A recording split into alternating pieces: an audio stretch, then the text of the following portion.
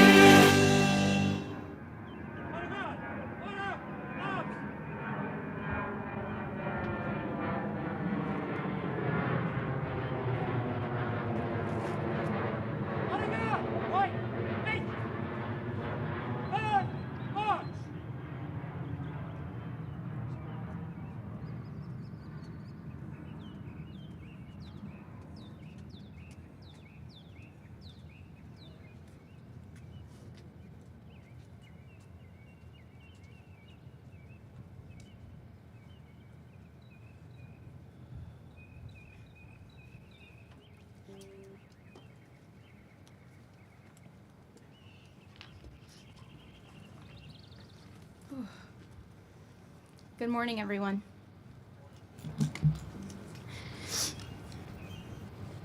We would first like to begin our ceremony by thanking everyone for joining us here today. If you have lost a loved one, we would like to express our deepest condolences on behalf of my sister and I, our family, and Yellow Heart Memorial.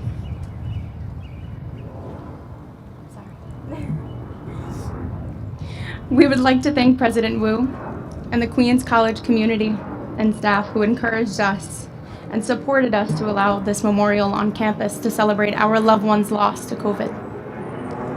We would specifically like to thank President Wu, Vice President Jennifer Jarvis, the Presidential Cabinet, Buildings and Grounds did a beautiful job setting up everything, so thank you. Student Life and Student Association. Simone, Tina, and Alyssa from the library. Alyssa helped us set up the beautiful memorial.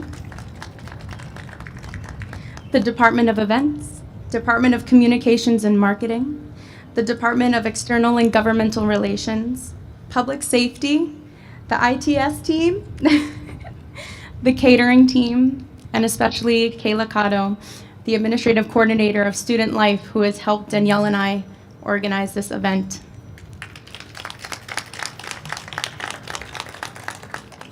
My name is Jessica Alejandro. And my name is Danielle Alejandro. Sorry, we're both short, so.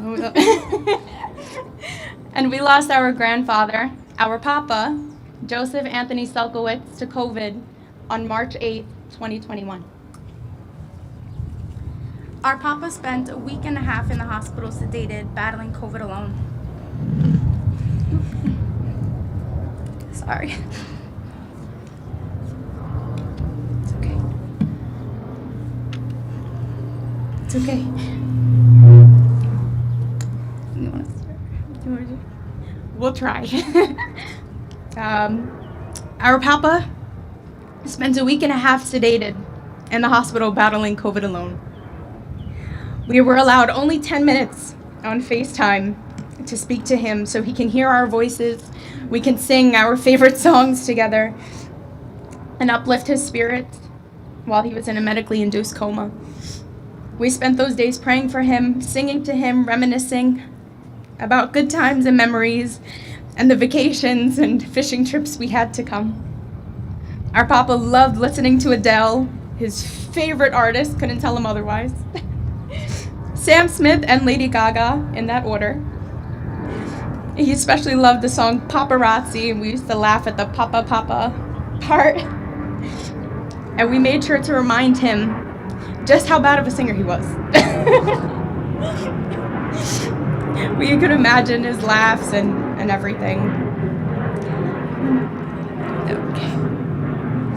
Our papa had a zest for life. He was 78 years old, going on 21. He truly believed that he was 21, let me tell you. He took us to our first Beyonce concert. We went parasailing in Hawaii, jet skiing in Puerto Rico, on family vacations. Our papa not only taught us how to drive and how to try different foods from different cultures, but he taught us how to appreciate life and enjoy every moment we did with him. Even though during that time he was sedated, he could not speak back to us. During those calls, we made it a priority to never cry or show fear or make him nervous. We always lifted his spirits. The doctor said you did wonderful today. Everything is going to be okay. He was our very best friend, Danielle's godfather, our world, the heart of our family. Papa was always there when we needed him. His favorite line to us is, "Relax, baby, it's okay." And he always told us whether we were 4 or 74, we would always be his baby.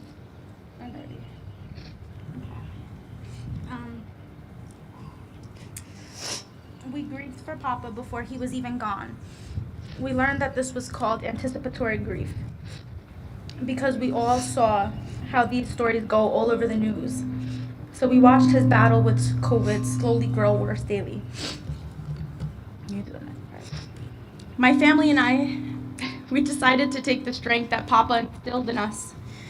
And instead of crying our heart out every day, waiting for the updates, early mornings and late nights, we educated ourselves on COVID-19 and the ICU stays. My mom was able to prepare for each phone call with a list of questions so that we can understand their responses through their research. Okay. Experiencing a COVID loss is an unimaginable loss that many of you know. One moment you're speaking to your loved one, and the next they're being intubated. The last FaceTime call we had with Papa in the hospital before he was intubated was beautiful.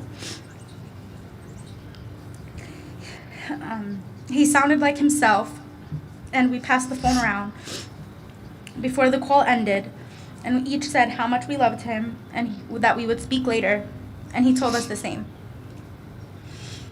Papa was excited to speak to his partner in crime, my dad, during that last call, and greeted him like usual with his, "Hey, buddy." They made plans for their upcoming fishing trip that my dad said they would have once Papa got home, and as well as the next family vacation we were going on. It was a peaceful call that gave us so much hope. Little do we know, 30 minutes later, our lives would change forever. We are blessed to say that we know Papa truly knew how loved he was, and we had beautiful last moments together. We know you're here. We're here today to never allow our loved ones to become just a number in this COVID-19 pandemic. They fought tough battles alone in those hospitals, and we will never allow anyone to forget their names, their battles, and anything they have experienced.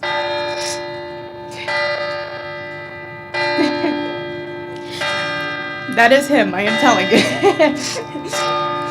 We will make this our mission to not only keep our Papa's memory alive, but all of your loved ones' memories alive as well. Just know, as our mother wrote the names on the hearts at our Yellow Heart Memorial, everyone was filled with love. We all hear too often how only 1% died, but that 1% was ours, our world. Our loved ones will never be just 1%. Thank you so much for joining us today.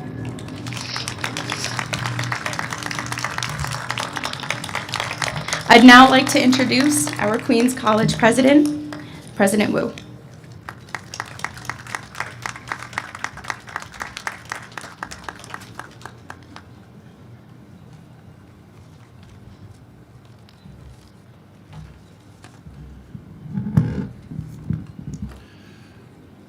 Good morning.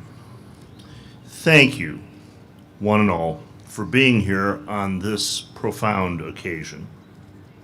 Today, back on our beautiful campus in person, we honor all those in our community, in our extended community, who lost their lives to this terrible disease known as COVID-19. There may be no other place on the face of the globe that has been more affected by COVID than Queens.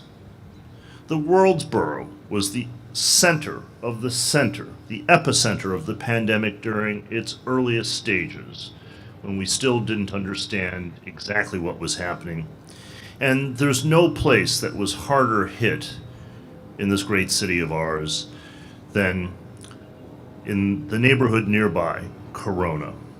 Almost everyone associated with Queens College, everyone in this borough of ours, in this community, has lost someone special in their lives, or they know someone who has suffered such a loss because of this pandemic.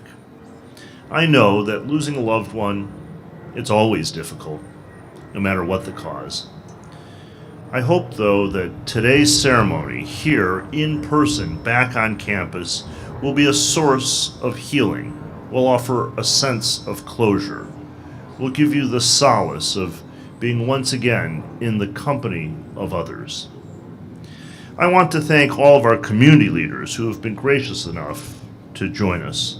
The Borough President, Donovan Richards, New York State Senator Joseph Adabo, New York State Assemblywoman Nili Razik, and our City Council member Jim Gennaro is represented by his Chief of Staff Henry Yam.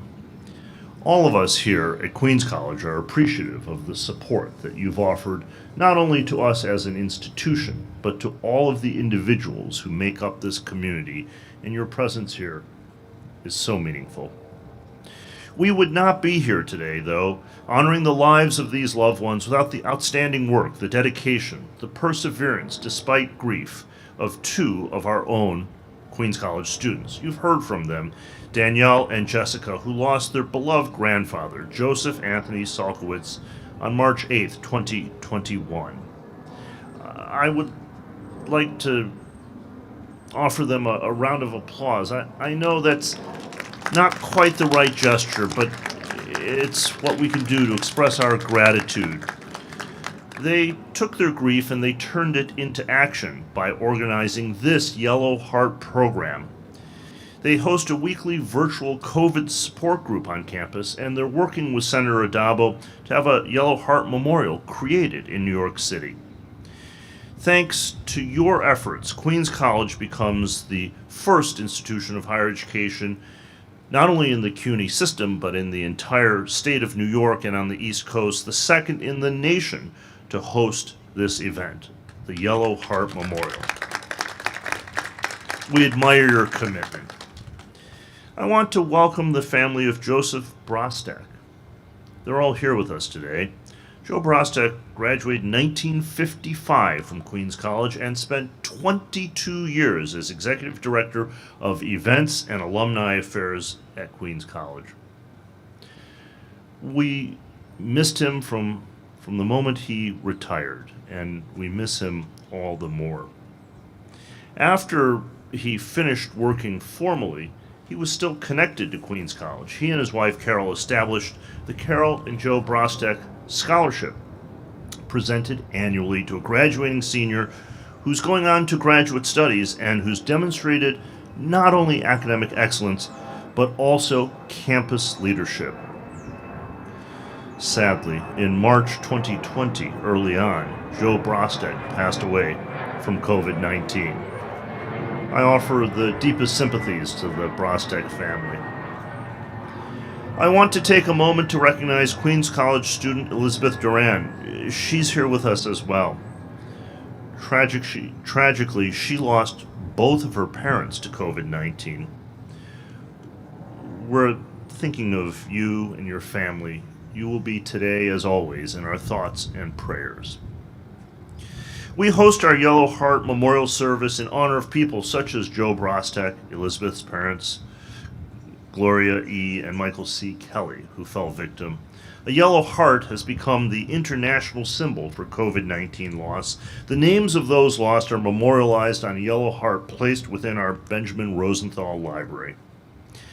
About this time last year, we put up on our webpage a dedicated page to memorialize Queens College faculty, staff, and students who lost their battle with COVID-19.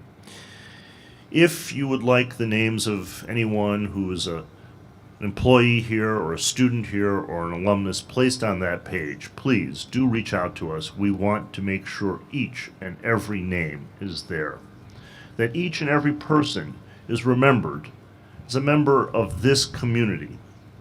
The page has served as a way to honor those lost until we could safely host a memorial service, and we've now reached the stage in the pandemic where we can do so. And that's so important. So important to be able to come together, not on a virtual platform, not through just a screen, but here in person, as human beings are meant to do. Before I pass the microphone to our elected officials, I'd like to close these remarks by reminding everyone we must continue to be vigilant. The pandemic seems to be entering its final phase, but we've thought that before. And it's because we've taken precautions with the high vaccination rate here in Queens, because of the mandates that have been enforced on our campus, that we're able to come together. And we don't want, at this late stage, to add any more names to that list. Together, but only together, we can defeat COVID-19 for good. Stay safe and be well.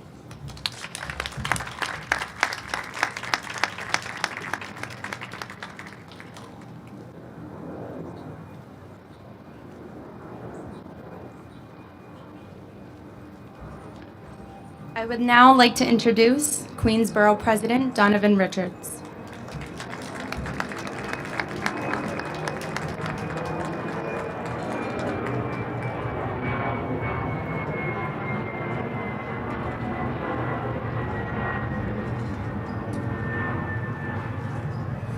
Good morning.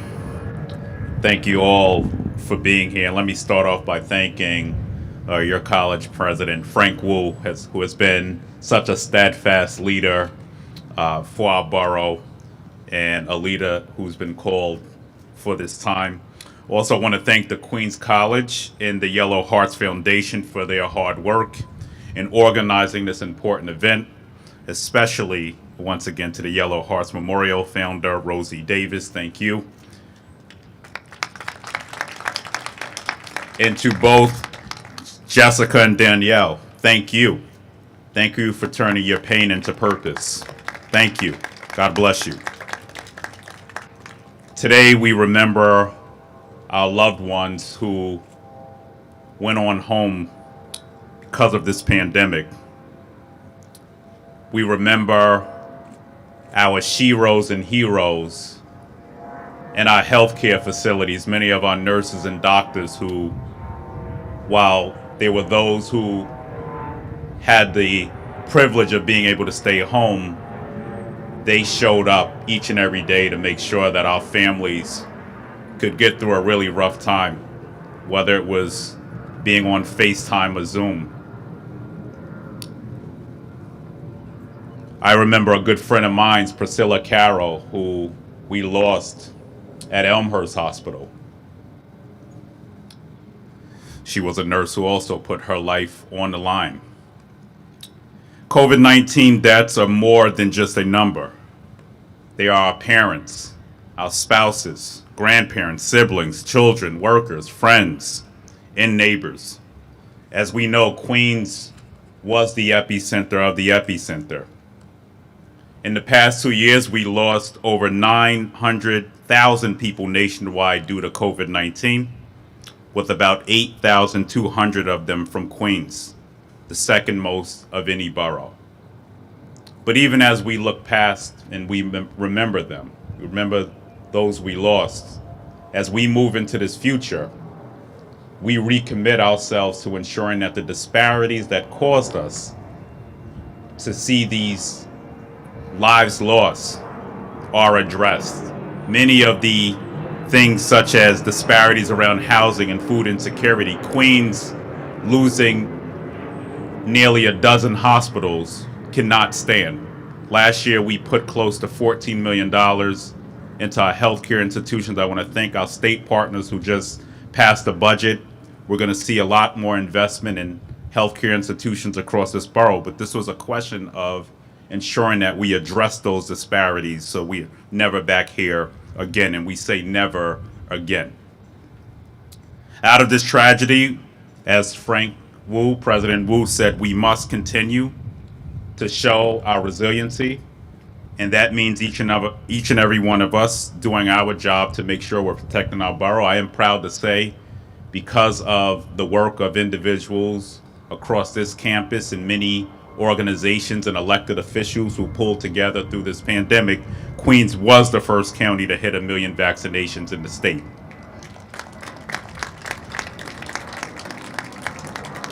So each and every one of us has a critical role to play in saving lives and building our borough back better than we found it. It is encouraging to see so many folks getting tested on a regular basis, but we must continue to get tested and take precautionary measures, get our booster shots, especially now with the emergence of new variants. To date, our office has distributed roughly over 140,000 masks, thanks to the mayor's office, Governor Hochul's office, and additional donations along with personal PPE and 16,000 bottles of hand sanitizer. So we must continue to be vigilant and inspire those around us while continuing to cherish and hold the memories of our loved ones close and at the forefront of the work that we do. Their memories are not lost in vain as we emerge out of this pandemic, with the goal of continuing to keep those close to us safe. As elected officials, it is our primary responsibility to make sure safe and accurate information is disseminated across our borough and to fight for the needs and resources that our borough needs. In their memory and through this tragedy, we will continue to do this work. We will leave no stone unturned. I am here to be with you, not simply as the borough president, but as a neighbor, as a friend, as someone who's also endured this pain. But we also look to see that there's a new light that we must also look towards. So thank you for doing this, for putting this together, for giving folks the space to come out and mourn, just to be with each other. So I'm happy we're not on Zoom doing this, because we're all zoomed out at this point. But I want to thank you once again for keeping this borough strong. We are Queen Strong. And because of you, we're going to make it through this difficult time. God bless you all.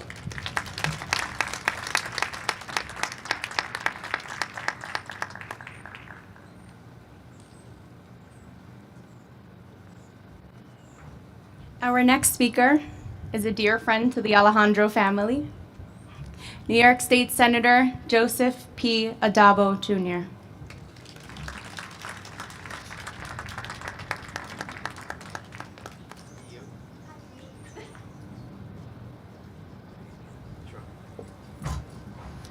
Good morning.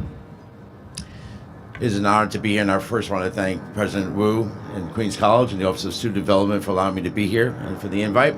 I want to thank my colleagues in government, and I want to thank you all because by working together with the government people, by working together and breaking down the boundaries that actually separate us at times, we can survive any pandemic, any variant, only by working together. And that's have to be our mission going forward. I want to thank Danielle and Jess. Lisa, you're blessed. You know that. You know, so the words that Jessica had mentioned and Danielle had mentioned, they're inspirational. From a heart that they talk about losing a parent, Papa. How many papas were lost? How many moms were lost? Sisters, brothers, aunts, uncles, people that the numbers are so large that we know someone close to us. That's how this pandemic has linked us all. We are all linked because we all know someone that has been affected by the COVID pandemic. We are all affected by it, and therefore we are all linked. Once again, breaking down the boundaries that separate us, but we are all linked, and that's how we go forward, together. These individuals, Papa is not a victim of COVID. He's a beacon of COVID recovery. Because every time we wear a mask, we think of those beacons. Every time we do social distancing, every time we think about a vaccination and we promote vaccinations, we think about the beacons of the COVID recovery, that they did not die in vain, but we think of them as we go forward to save others' lives. To save others' lives.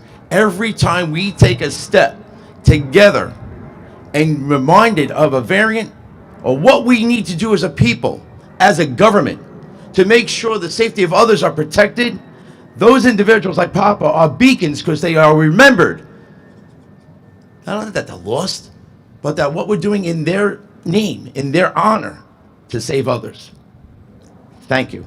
I want to thank you all for being here because we could all be somewhere else, but we believe that together we can go forward, and we will. May God bless you all, and thank you so much.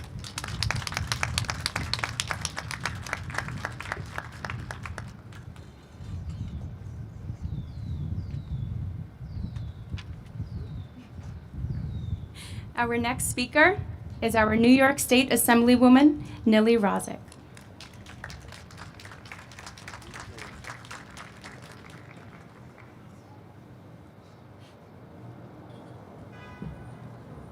Good morning, everyone. I'm not going to say too much because so much has been said, and we want to get to the actual tribute of all of the families. But I want to start by thanking all of you for being here and for the Queens College community at large for gathering us all in this space. It's not lost on me that this epicenter of Queens College has been the memorial site for so many different causes, tributes, and it's so beautiful and meaningful to be here all together on this glorious morning. To the Alejandro family, I truly believe that your Papa is shining down on us. It's an amazing thing. He gave us this beautiful day to tribute to all of the grieving families, and to Danielle and Jess. Not all heroes wear capes, and you are a testament to that. And I'm very just proud and beaming at you, and I can say that on behalf of the community. Just thank you for allowing us this space and giving us this moment to be together and to grieve together and to move together.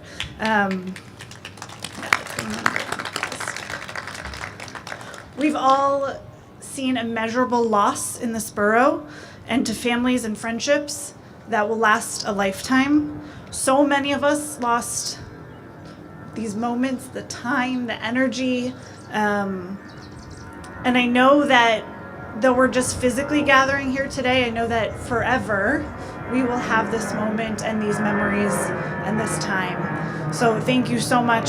Thank you everyone for being here.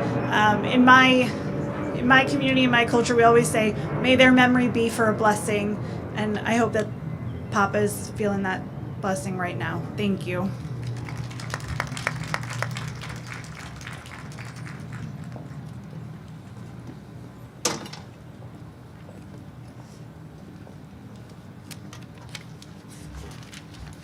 Thank you so much for your beautiful words. I'd now like to invite, on behalf of myself and Danielle, the New York City team leads for Yellow Heart Memorial. We'd like to invite, our New York State chapter lead, Pablo Lopez Jr., founder, Rosie Davis,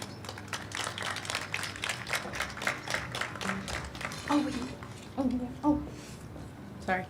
And last but not least, our special guest, Hannah Ernst. Hannah is a 17-year-old founder and artist behind Faces of COVID Victims. And she has drawn the silhouettes of thousands of our loved ones lost to COVID. So thank you so much, Hannah. We would like to start by beginning to express our condolences again for the loss of everyone's loved ones.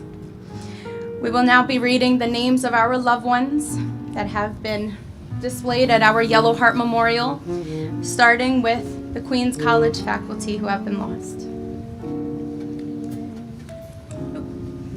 And we just would like to make a note too.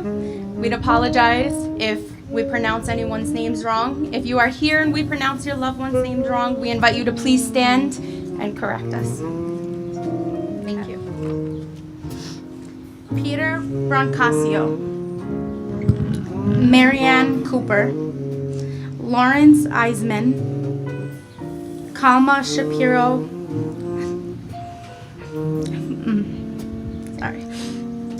Kalma Shapiro Feinsod, Ace Babette Salin Hollister.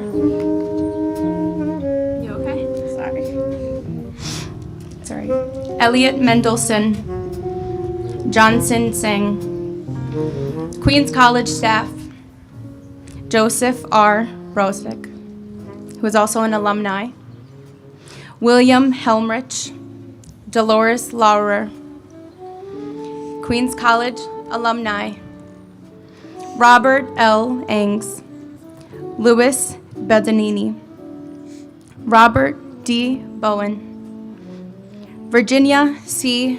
Walker Callahan, Renee Sobel Diamond.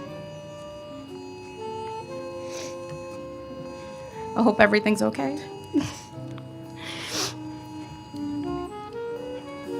Jack Eber, Cheryl Minskowski Fabi, You okay? Yeah. That's okay. Ralph Gismondi, Ruth Rosengold, Joseph S. Sedgwick Howley, Pamela Haynes, Doris A. Berkeley Herman, Robert Klein, John E. Kovleski, Robin L. Zernit Lemke, Roberta Landers, Corky E. Lee, William T. Morris, George Papazikos, Caleb Kentrotas Papazikos. Frank Popola, Alan Rogoff, Denzane K. Romaine, Vincent J. Skier, Dorothy L. Wells, Arlene R. Kirschenbaum Zaid, Cynthia L. Adams. And we will start reading the names of loved ones who have been submitted from our Queens College community.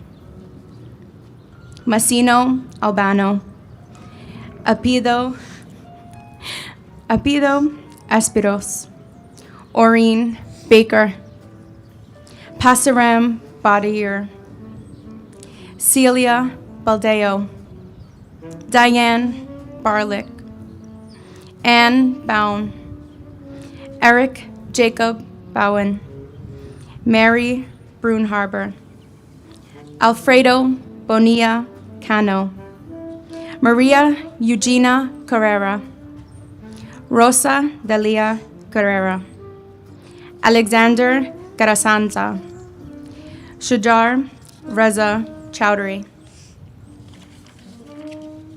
Eva Capola, Catalina Quadero, Peter Quadero, Inez Maria Cordova, Freddie D. Amico, Allison Daniels, Charles De Jesus, and our Papa, Joseph Anthony Sokowitz. Thank you.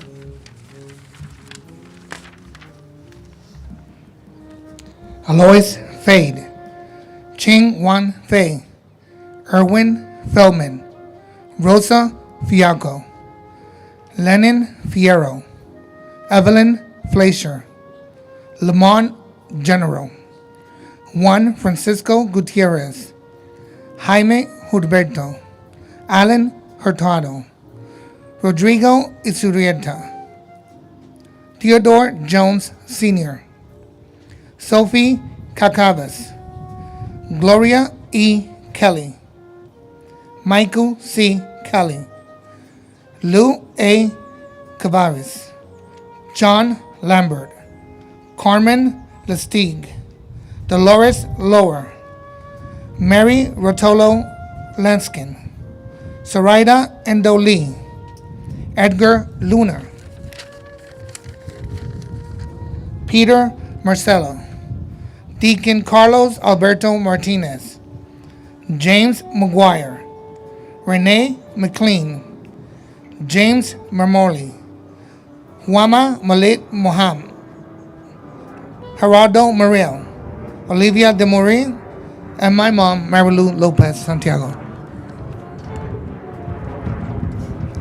I also apologize if I mispronounce anyone's names, but Carl Muzel, Maurice Ojwang Sr., Carolyn O'Neill, Feliciano Orduna, Marianne Calderon Padilla, Drew Party, Ante Peros, Carlos M. Pineda, Nanir Putki, Jacob Radin, Jorge Rios, Haiti Rojas, Julio Rojas, Corinne Rosenholtz, Carmen John Rotolo, Bassam Saba, Roberto Enrique Marino Sr., German Silva, Fagu Dayal Singh, Taidram Singh, Minas Tejirian, Carlos Torres, Rosalba Liva Tejeda, James Vance, Leonora Villegas, Andrew Vince, Shumao Wang, Zin Wang, Da Kin Kin Win,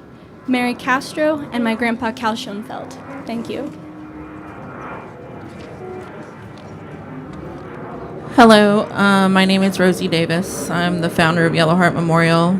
We want to give all of the families our condolences for your losses. Before we get to our next speaker, we would like to again extend our condolences. If anyone did not have their loved one's name read, it's okay. They're still going to be memorialized in our memorial on the hearts on our display. I would now like to invite to speak our next guest and a new friend, Elizabeth Durand, who lost both of her parents to COVID and is a Queens College student.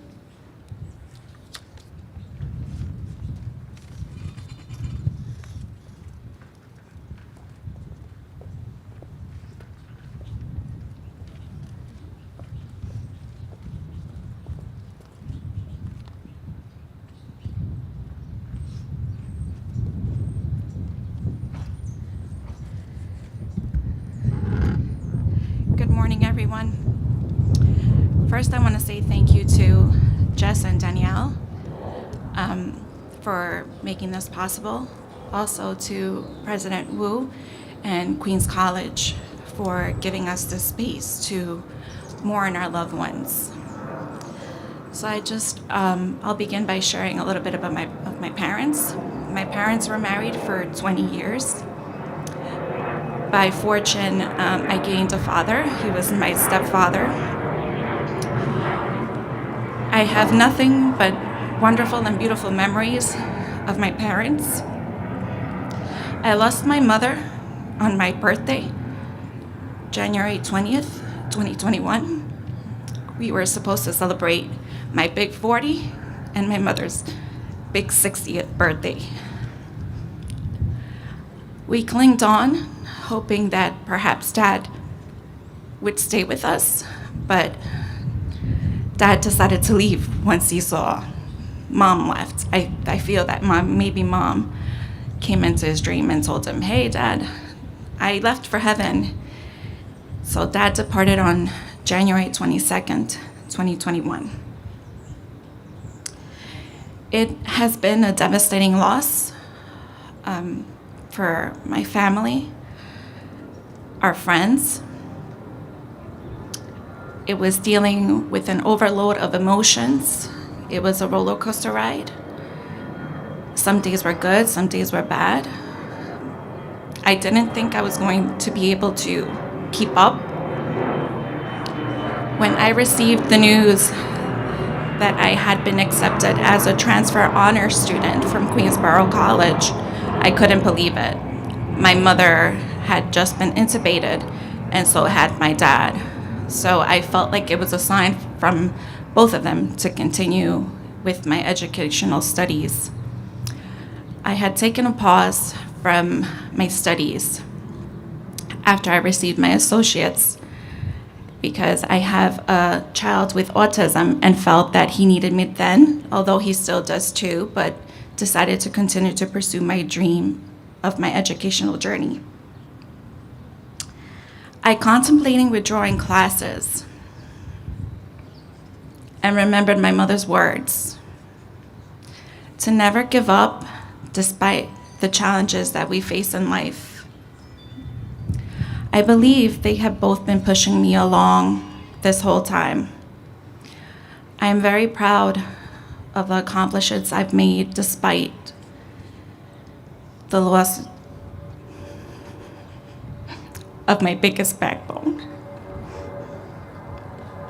I was accepted to the English Honors Program.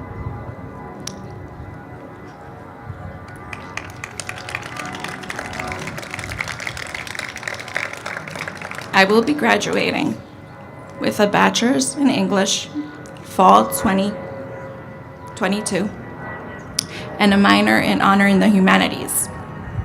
I will continue to pursue the accelerated master's program in English, which I am currently in. I am dedicating my degree to my parents in heaven. and to my loving husband, my son, my family and friends. Thank you.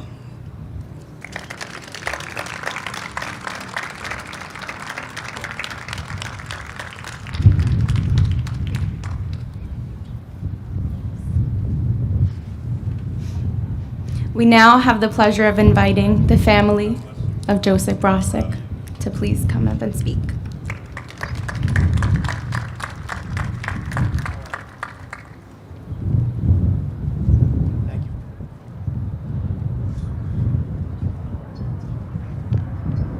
Good morning, everybody.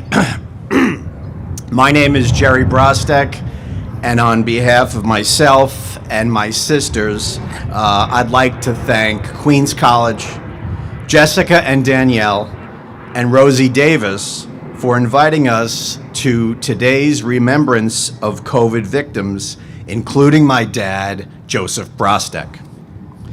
Our family's strong connection to Queens College dates back over 60 years.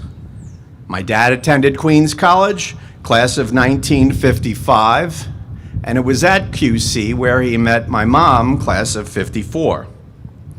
Both were extremely active on this campus. Dad was student council president, as well as campus commander of the ROTC. Mom was vice president of the Catholic Newman Club and also president of her sorority. I remember asking my dad about ROTC, and he explained that it was about service to the country. This became a common theme throughout his life, with numerous examples of service to his community of Flushing, New York, his parish of St. Andrew Avellino, and indeed service here to Queens College. Dad and Mom were not the only Brosteks who attended QC. My sister Carol is Phi Beta Kappa 1982, and even I took a summer class here in 1983, making up for a class I had failed at Manhattan College. After finishing Dad's corporate career, he returned to Queens College for another 22 years in the capacity of Director of Special Events. And anyone who knew him knew that whenever Dad had an event to prepare for, he challenged himself to do it differently and better than the last time. One great example that I can share was the opening of a new science building. I'm not sure where it is, but the opening of the new science building, where it would have been very easy to mail it in. And you get the oversized scissors and somebody cuts the ribbon and that's that. But he wanted to do it differently. And he consulted with the professors in the science department and arranged to have a laser plan to open it at the right time, to cut it, and everybody smiled and waved and clapped, and it made a great photo opportunity and engaged the community in the event that they were celebrating. Of all of Dad's jobs here, of all of his responsibilities, the one that he loved most was the annual commencement at the end of the semester. My own college commencement ceremony was horrible. It was boring. Truth, my mother left early. And after attending 4 of his own children's graduations, Dad knew clearly how a commencement should not be done, and he created a vision of how they could be done. It required hundreds of man-hours of advanced planning and coordinating with all of the departments here at Queens College in order to ensure a dignified and enjoyable event for all. In addition to the usual academic speakers at a commencement, Dad always enjoyed when there was a celebrity receiving an honorary degree. That guaranteed maximum attendance at the event. I remember Dad going over the plans for commencement with Jerry Seinfeld in 1994. And while they were on the podium reviewing things, Jerry turned to my father and said, "Well, where do I sit?" And without missing a beat, Dad said, "Oh, we didn't think you needed a chair because you're a stand-up comedian." Eventually, they got a chair for him. In spring of 20, COVID was just hitting the headlines. And it quickly went from this mysterious disease in China to one that knew no borders.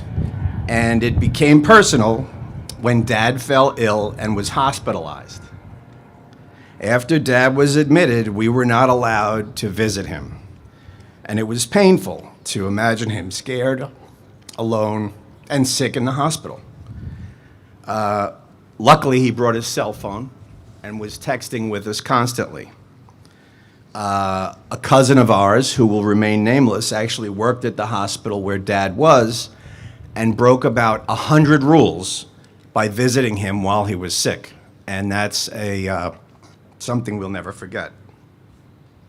My sister Jean then became the medical point man with the doctors and nurses, having to keep us updated on every aspect of Dad's care. And I would imagine Dad alone in the hospital watching TV. And what's the news? What's on news? Well, the country's running out of ventilators, and there's a shortage of ventilators. As Dad's condition deteriorated, the question of going on a ventilator came up, and Dad was adamant that he did not want one. It's my own personal belief that he was saving them for someone younger, someone who had more to live for than Dad. And I can't think of an act more brave or more service to community than doing that. Finally, the nurse explained to my sister that Dad would be leaving us very soon. And it's become cliche, a story that's been told here in the newspapers 100 times, of setting up that final FaceTime to say goodbye. It was a horrible yet loving experience. Dad explained he was ready to see Mom again. We all said how much we loved him, and he told us to take care of each other. I estimate, even though the theme here is not just a number, I estimate that Dad was victim number 250 in the United States of this disease, where the number is now rapidly approaching 1 million. After Dad died, we received messages of condolence from so many Queens College people, some who we knew and others who we had no idea who they were, but they felt that they wanted to express their condolence and love for our dad, Joe Brostek. It's difficult for all of us to sum this up. It was a life well lived, a large family, proud to be as close as we are, but a life ended too soon and really in the most cruel of ways. Thank you for letting me and my family share a little bit about Dad with everybody here. Thank you.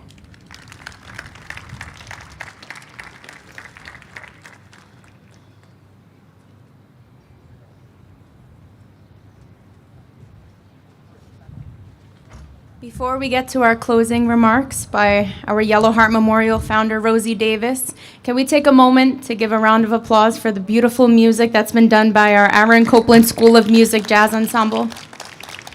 Thank you so much for being here. I'd proudly like to introduce Yellow Heart Memorial founder, Rosie Davis.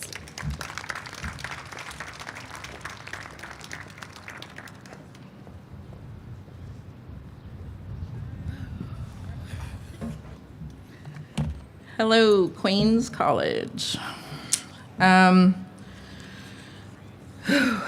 This does not get easier.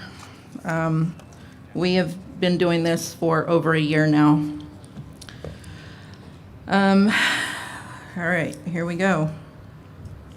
Hello, my name is Rosie Davis, and I am the founder of Yellow Heart Memorial.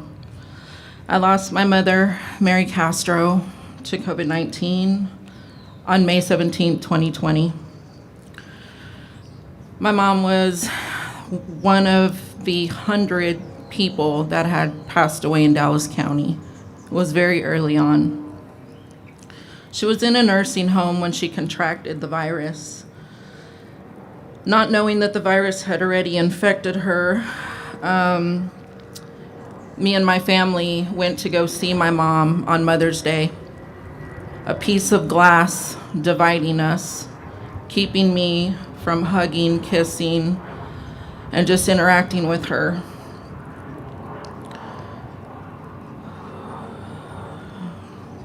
When we got there, I could instantly see that there was something wrong. You see, my mom was our queen. She dressed up, and she was so excited every time that she knew we were going to come and see her. She wanted to always look her best. She was more excited about the gifts than she was her family. The image of her on that day was startling. It was 1:30 in the afternoon, and she was still in her PJs. That was not my mom. She could barely look up at us. We were having to tap on the window in order for her to look up and we get some type of attention back, you know. I was always the person that was there to help my mother. Even though she was in a nursing home, I would work a 10-hour shift at a surgery center, and then after that go straight to the nursing home and make sure that my mom had been fed that day, make sure that she was bathed, and that they were just taking good care of her. My job didn't stop even though she was in a nursing home.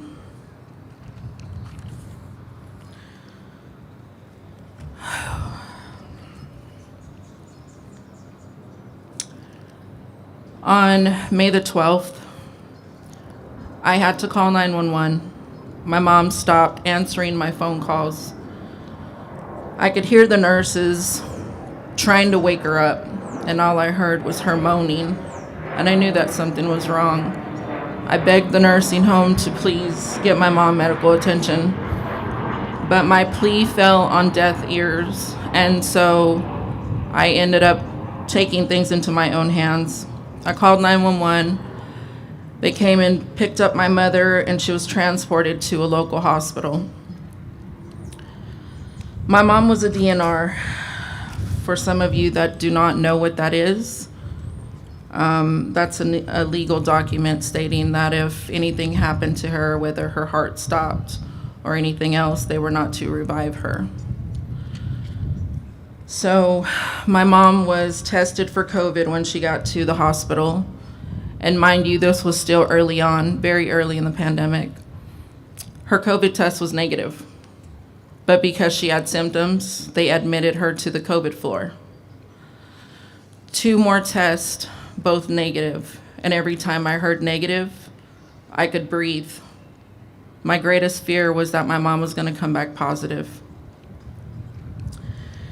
The 4th test came back positive 2 days later, and by that time, my mom was on a BiPAP. Her oxygen levels were dropping. She had pneumonia, COVID pneumonia in both lungs.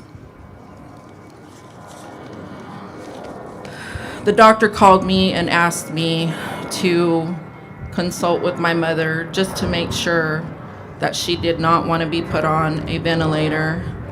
And so I made that phone call. When I asked my mother, she said, "No, don't do that to me.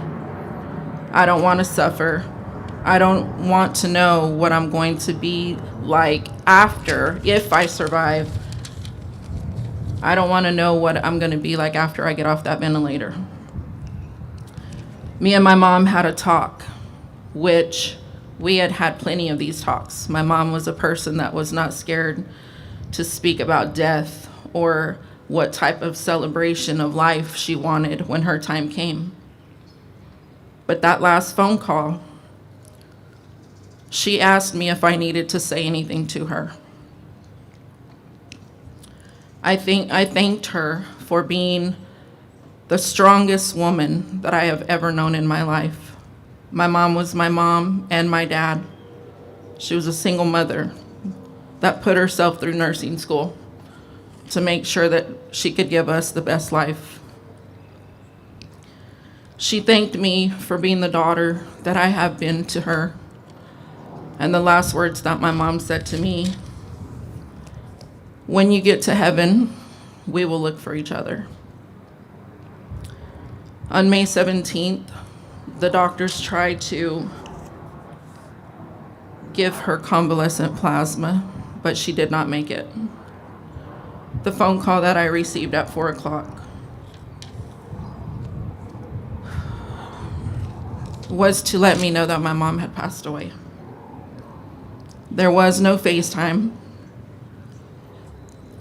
Again, it was very early on. It was chaos. I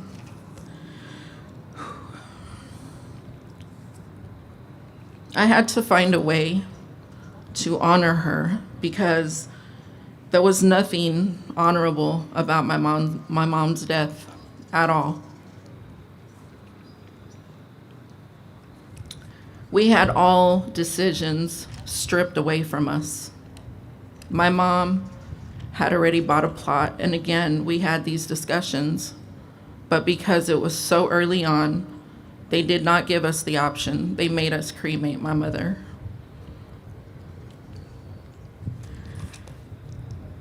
For some of you, these details might be too much, but this is the reality of what we've gone through as survivors. I wanted nothing more than to see my mom.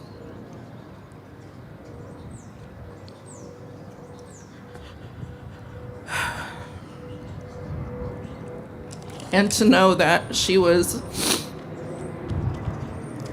held because of the number of deaths in Dallas County. She was held in a freezer for a month. My family, like so many others, couldn't have the celebration of life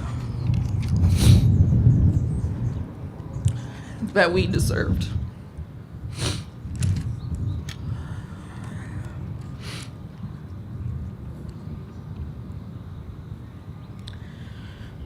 So I turned my grief into action, and I thought, how am I going to let the world know what a wonderful person my mom is? That's how Yellow Heart Memorial was created. Out of grief, out of heartbreak. I reached out to Hannah Ernst and Karen, who are now my family. And we put her silhouettes and we put the yellow heart together. And we started writing names in these hearts. My first memorial, I had over 2,000 hearts from around the world. And I thought that I was gonna go home and just live a normal life. I never realized that there was thousands of people who needed what I needed. Today, Yellow Heart Memorial honors thousands of lives across the nation. Our reach is now crossing the seas. We held the biggest COVID event in the nation with COVID Survivors for Change, Faces of COVID Victims, which was inspired by Hannah Ernst and her grandfather, Cal Schoenfeld. We all came together in solidarity on August the 7th to cross the Brooklyn Bridge. There was 23 events in 20 states, 14 landmarks that lit up for COVID.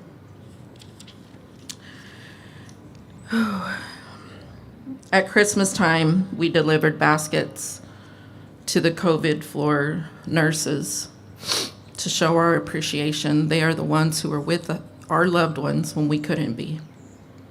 We also donated baskets to the children on the COVID floors who were fighting COVID. We are 11 chapters strong, and we have other chapters that are coming soon. We will keep holding temporary memorials and fight to have them replaced by permanent ones. Our loved ones deserve it. We deserve it. I want to thank the Queens College and my New York chapter.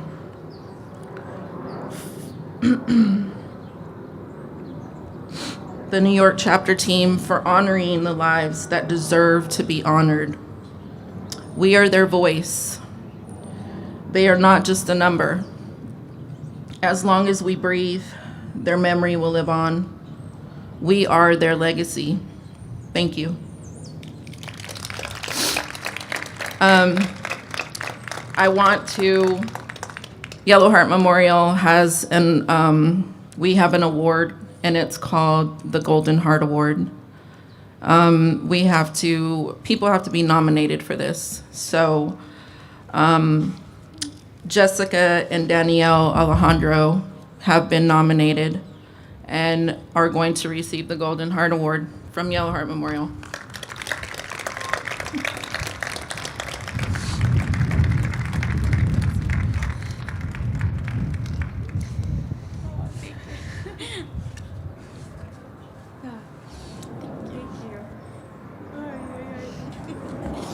It was a beautiful surprise. We stood up to make our closing remarks. We didn't know about this.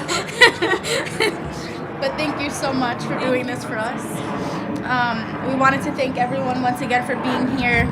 And we wanted to make sure that we acknowledged anyone who may be in the audience that we did not mention if you have lost a family member.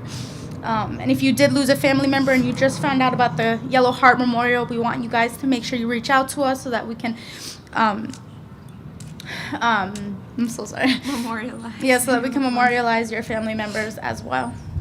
We also want to thank our Yellow Heart Memorial family, our chapter lead, Pablo, and Rosie, the founder. We found them. Danny actually found Yellow Heart Memorial a couple of months after Papa passed. So we actually walked across the Brooklyn Bridge as participants, and we're actually on the planning committee for this year. So thank you for being there for us, and thank you to everybody in attendance. Thank you so much for being here and helping us memorialize our loved ones and make sure the world knows that they're not just a number. Thank you. Have a good day.